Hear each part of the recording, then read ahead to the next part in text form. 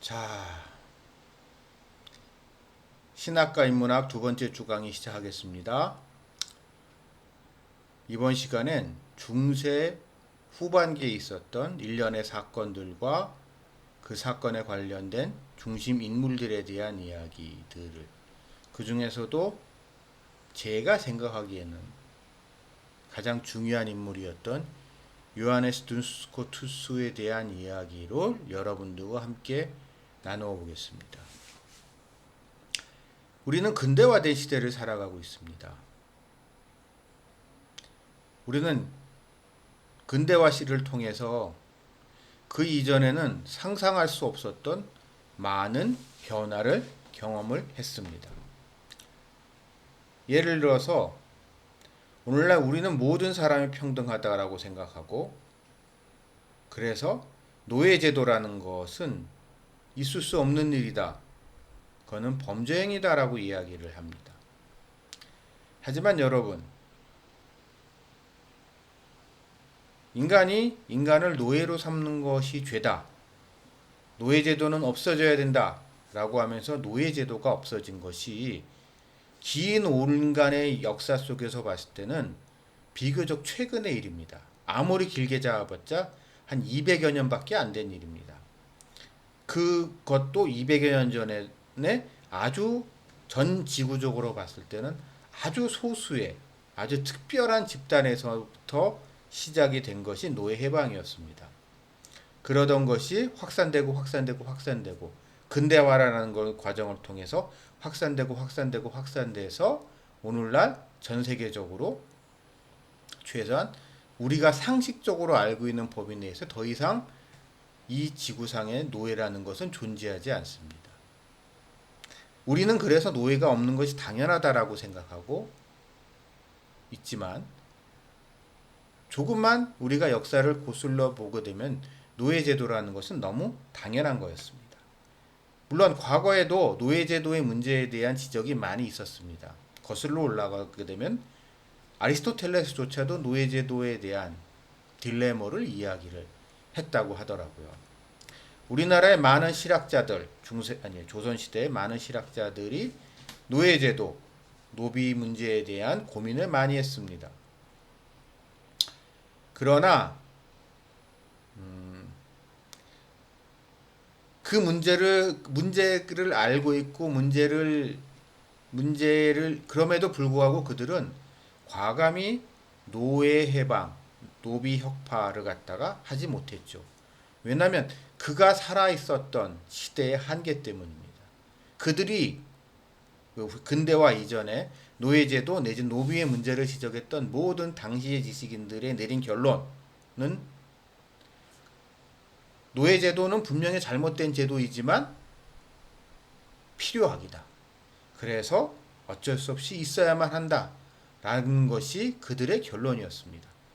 그랬던 것이 근대화라는 과정을 통해서 하나씩 한 나라에서 바뀌어 나가기 시작하고, 결국 오늘날에는 더 이상 그런 주장을 할 수 있는 사람들이 없죠. 제가 개인적으로 이 문제에 대해서 흥미를 갖게 된 결정적인 계기가, 지금은 다 없어졌지만, 지금은 뭐 거의 이제 전멸했지만, 한때 중동 지역에서 이제 난리를 쳤던 IS 애들이 결국 이슬람 근본주의자로서 모든 근대화적인 요소를 다 거부한 사람들입니다. 좀 심하게 말하면 현대 무기를 사용하고 그 이외의 모든 것은 다 그러니까 근대화된 무언가를 다 거부했던 그러한 집단입니다. 자, 그랬으니까 그들이 했던 행동이 뭐죠? 뭐 여러 가지가 있습니다만 그 중에 한 가지가 이제 이슬람으로 개종하지 않은 사람들을 붙잡아서 자기네들이 점령하고 있었던 지역에 있었던 이슬람이 아닌 소수 민족들, 야디지 같은 사람들을 잡아서 노예로 팔았다는 이야기들을 하잖아요. 그러니까 저는 그 얘기를 듣고 그들이 이제 물론 야만이라고 우리는 얘기를 하는데, 그럼 그 야만의 근거가 과연 무엇이냐? 라고 했을 때 그것은 그들이 근대화를 거부하고 근대화의 결과물을 거부했기 때문에 부인했기 때문에 일어난 그런 일이지요. 그래서 우리는 오늘날 우리가 이러한 삶을 누릴 수 있게 했던 근대화라는 부분이 과연 무엇인가에 대해서 조금은 진지하게 고민해 볼 필요가 있습니다. 그리고 이 근대화라는 것이 어떻게 시작하게 됐는가 라는 점 또한 우리가 조금은 생각해 볼 필요가 있어요. 우리가 유럽이라고 하게 되면은 여러분 어떤 이미지를 가지고 계신가요? 이번에 코로나 사태를 통해서 유럽에 대한 환상이 우리가 흔히 말 선진국이라고 하던 그곳에 대한 환상이 많이 무너졌죠. 많이 깨지긴 했지만 여전히 우리에게 가지고 있던 고정관념 중에 하나는 이제 유럽은 선진국, 잘 사는 나라, 발전된 나라라는 그러한 선입견이 우리한테 있었습니다. 그러나 여러분 역사를 조금 더 냉정하게 거슬러 올라가 봅시다. 유럽 기독교 문명이 다른 문명을 앞서가기 시작한 거는 한 200년? 300년이 채 안 돼요. 여러분, 우리가 청나라가 영국과 이제 아편 전쟁을 벌였던 그 시기만 하더라도요. 그러니까 지금으로부터 200년 전쯤 되겠네요. 200년 전쯤만 하더라도 중국 청나라의 GDP가 영국보다 훨씬 컸습니다. 훨씬 더 부유한 나라였어요. 인도만 보더라도 인도의 무굴 제국이 물론 그러니까 물론 그거보다 한 100년 전쯤 얘기죠. 300년 전쯤 얘기죠. 무굴 제국이 자기들의 식민지로 나중에 이제 삼게 되는 영국보다 훨씬 부유한 나라였었습니다. 인도가. 그래서 이제 제가 저에게 큰 영향을 줬던 폴 케네디 교수의 강대국의 흥망이라는 책이 있는데 이게 국제 정치학에 있어서 아주 유명한 책인데 그 책에서 보게 되면 루이 14세, 프랑스의 루이 14세가 베르사유 궁전을 지으면서 유럽에서 이제 가장 화려한 궁전이 베르사유 궁전이라고 하잖아요. 유럽에서 제일 화려한 베르사유 궁전을 지으면서 그렇게 화려하게 살았던 사치스럽게 살았던 루이 14세가 무굴 황제들을 보면서 너무 사치스럽고 너무 문제가 많다. 너무 그러니까 너무 돈을 많이 쓰고 너무 사치스럽고 호화롭게 산다고 걱정을 했다고 해요. 왜냐면 그 정도로 이게 동서양의 격차라는 게 동양이 서양을 압도했었습니다. 그 시점까지만 하더라도. 그런 게 불과 한 300년 만에 완전히 세상이 바뀌었던 거죠. 자, 그랬던 그럼 유럽이 어떻게 유럽의 기독교 문명이 세계 문명이 될 수 있었을까의 출발점은 보통 우리가 근대라고 보는 거고, 근대화라고 보는 건데요. 이 근대화라는 것이 그냥 일어난 것인가라는 의문을 우리는 가지게 됩니다. 즉, 어느 날 갑자기 근대화라는 것이 일어난 것인가, 근대라는 것이 시작이 됐는가 따지고 그런 거죠. 언제부터 근대가 시작이 됐는가? 이거는 근데 조금 어려운 논제입니다. 왜냐하면 오늘부터 어저께까지는 중세였고 오늘부터 근대야 라고 해서 그 시절 사람이 딱 그런 게 아니라 하다 보니 그냥 그 시절 어떻게 보면 오늘날 우리가 중세라고 하는 그 시절에 살았던 사람들은 자기들이 살았던 시대를 중세라고 전혀 생각하지 않았어요. 그냥 그들에게는 그때가 현대였죠. 그렇죠? 그때 현대였어. 그 기준으로 봤을 때 그 중세를 살아갔던 그 시대에는 그들에게는 그들의 시대가 현대였어요. 그 시대를 하루하루 살아갔던 거예요. 그 시대 속에서 그 시대에 그들이 직면했던 많은 이런저러한 문제점과 어려움과 시대적 과업을 헤쳐나가면서 극복해 나가면서 그러면서 그 사회가 발전해 나가기 시작했고 그러다 보니까 근대라는 것이 시작이 됐고 그 근대라는 시대에 근대화라는 것이 이루어지게 된 겁니다. 그렇기 때문에 우리는 근대와 근대화라는 것을 이해하기 위해서는 중세라는 시대를 이해를 해야 되고 이 중세라는 시대가 어떻게 붕괴되었는가, 좀 더 정확히 말하면 어떻게 자기 붕괴되었는가를 이해해야 됩니다. 그러니까 예를 들어서 이런 겁니다. 로마가 붕괴된 이유가 과연 무엇일까? 로마 제국의 멸망은 다분히 외적인 요인, 그러니까 로마 제국이 가지고 있었던 내적인 모순도 물론 있었죠. 많은 문제점도 있었지만 결정적으로 외부로부터 이민족들의 침입 등을 통해서 그 사회가 결정적으로 붕괴하게 된 건데 그러니까 그 체제와 그 사회와 그 제도가 전면적인 붕괴가 일어나게 된 거지만 그것 때문에 중세라는 게 시작된 거잖아요. 그렇게 해서 시작된 중세의 1000년이라는 기간이죠. 보통 5세기부터 15세기까지라는 이 중세라는 기간은 뭐 암흑기라는 표현을 많이 쓰긴 하지만 언제 시작했는지는 그리고 왜 중세라는 시대가 시작됐는지에 대해서는 중세 이전에 있었던 로마 제국의 멸망을 통해서 명확하게 설명하기가 쉽지만 중세는 1000년이라는 긴 기간이었음에도 불구하고 그렇게 간단하게 설명하기가 쉽지 않습니다. 왜냐하면 딱 떨어지는 그 어떠한 역사적인 사건, 물론 가장 결정적인 사건으로 지적할 수 있는 것이 루터의 종교개혁이겠죠. 루터의 종교개혁을 통해서 중세를 지배했던 종교 권력, 로마 교회가 결정적으로 타격을 입으면서 중세라는 게 붕괴가 됐잖아요. 중세가 막을 내리고 이제 종교개혁 이후에 어떻게 보면은 세상이 교회로부터 자유로워지고 그런 시대가 시작이 되는 결정적인 사건이 일어나게 됐단 말이에요. 자, 그렇기 때문에 우리는요, 이 근대라는 시대, 우리가 살아가고 있는 근대라는 시대를 이해하기 위해서는 중세에 있었던 어떤 점이 중세를 스스로 붕괴하게 했는가.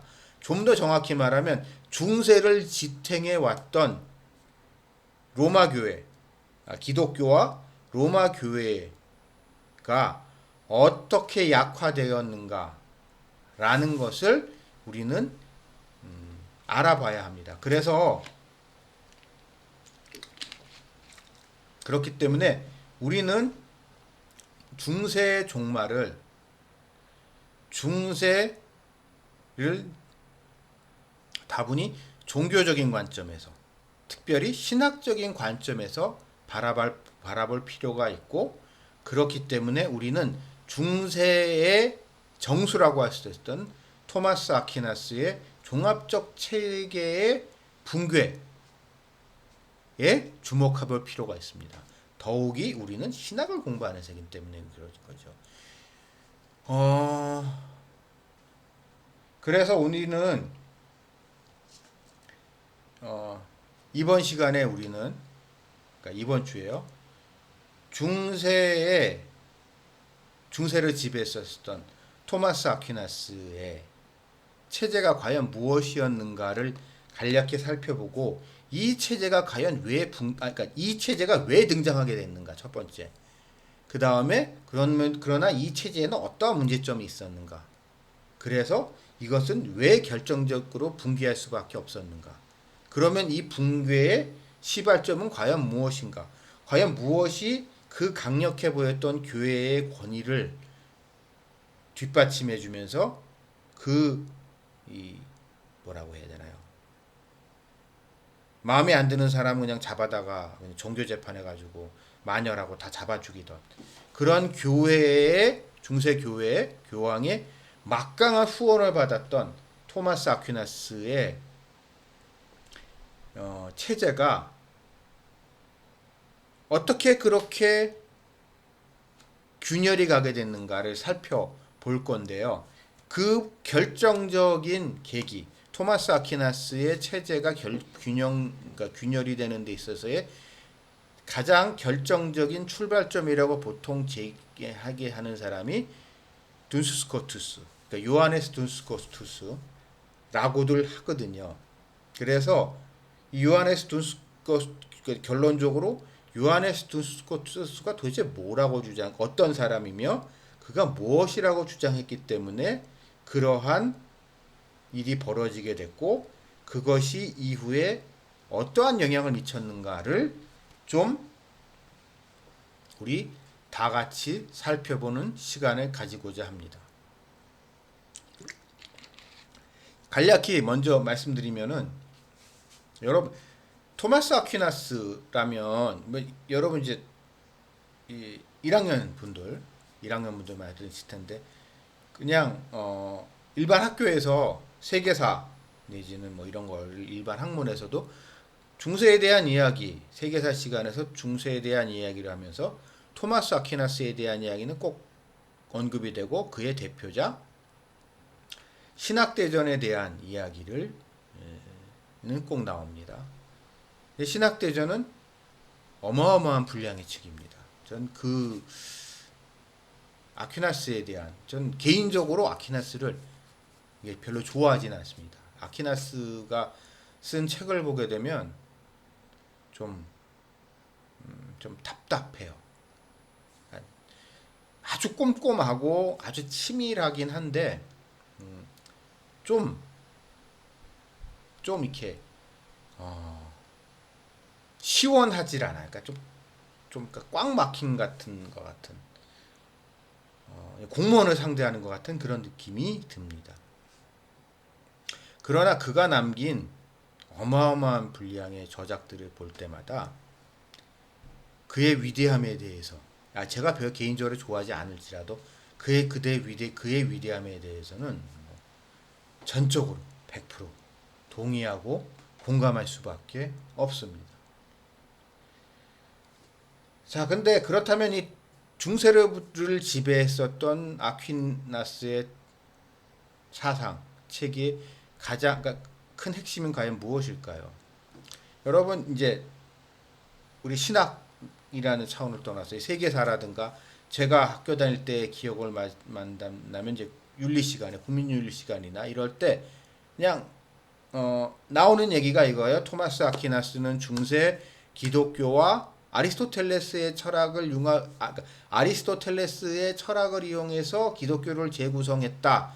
그래서 그의 사상이 그렇게 해서 만들어낸 스콜라 철학이 중세 천년을 지배했다라고 이야기를 하는데 상식적인 선에서요.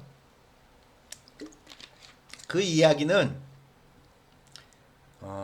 절반은 맞고 절반은 조금 과장이 심한 겁니다. 왜냐하면 중세 전체 기간으로 봤을 때 토마스 아퀴나스는 이제 중간에서 후반으로 넘어가는 그 단계의 인물이기 때문에 그 천년이라는 기간 전체를 토마스 아퀴나스가 지배했다고 얘기하는 것은 좀 그렇고 좀 문제가 있고 다만 토마스 아퀴나스는 중세의 한 절반 정도의 기간에 있었던 사람으로서 자기 앞에 있었던 한 500여 년 동안에 있었던 많은 난제들을 그러니까 여러분 이렇게 토마스 아퀴나스 이전에 가장 중요했던 인물이 아우구스티누스잖아요. 아우구스티누스는 로마 시대 사람이란 말이에요. 그렇죠? 로마 말기의 사람이에요. 그렇기 때문에 아우구스티누스의 신학은 그가 살았던 로마 제국 말기의 시대적 상황 속에서 그에게 주어졌었던 많은 시대적 과업을 해결하기 위한 신학이었다면 이제 그게 한 500년 동안 세월이 흐르고 중세라는 시대로 넘어오고 그 이전과는 전혀 다른 시대적 상황 속에서 새로운 질문이 교회에 던져지는 건데 그 질문에 대해서 이 사이에 있었던 많은 신학자들이 많은 노력을 했죠. 안셀무스나 이런 사람들이 많은 수고를 했습니다. 그러나 그것에 한계가 있었죠. 그것이 정리가 되지 못했죠. 그것들이 종합이 되지 못했죠. 그랬던 것을 결국 토마스 아퀴나스의 이야기를 통하여 토마스 아퀴나스가 아리스토텔레스의 논리학을 적극적으로 활용해서 최종적으로 정리해서 하나의 종합적인 체계를 만든 겁니다. 그러면 과연 이 토마스 아퀴나스 사상 체계에 아리스토텔레스의 영향을 받은 토마스 아퀴나스 사상 체계의 가장 큰 핵심은 무엇일까요? 그것은 결국 자연과 은총, 그러니까 은총은 초자연이라는 표현을 쓰기도 하는데요. 자연과 은총을 구분하고 분리하는 겁니다. 이것에 대해서는 제가 이제 다음 시간에 좀 더 자세하게 설명을 드릴 텐데요.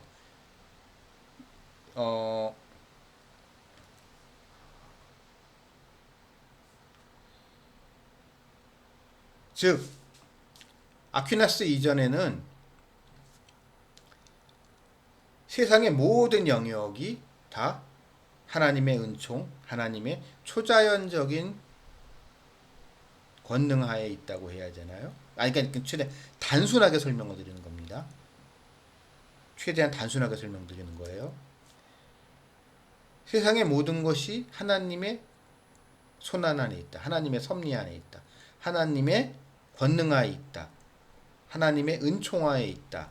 초자연적인 하나님의 지배하에 있다라고 생각을 했었다면 아퀴나스가 최종적으로 정리한 아리스토텔레스의 논리학을 통해서 최종적으로 정리한 이 말해서 토비즘 스콜라 체계 철학 체계에서는 자 하나님의 창조하신 이 세계를 자연과 초자연, 그러니까 자연과 은총의 세계로 둘로 구분을 하는 겁니다. 그렇기 때문에 바로 이때를 기점으로 해서 교회,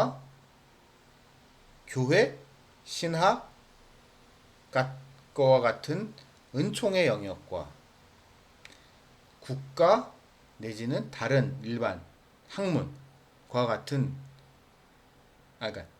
같은 자연의 영역이 분리되고 구분되는 그러한 구도가 만들어지게 됩니다. 그래서 토마스 아퀴나스 이전에까지는 토마스 아퀴나스도 이 표현을 사용한 적이 있었다고 하는데 이런 얘기 여러분 들어보셨죠? 철학은 신학의 하녀다.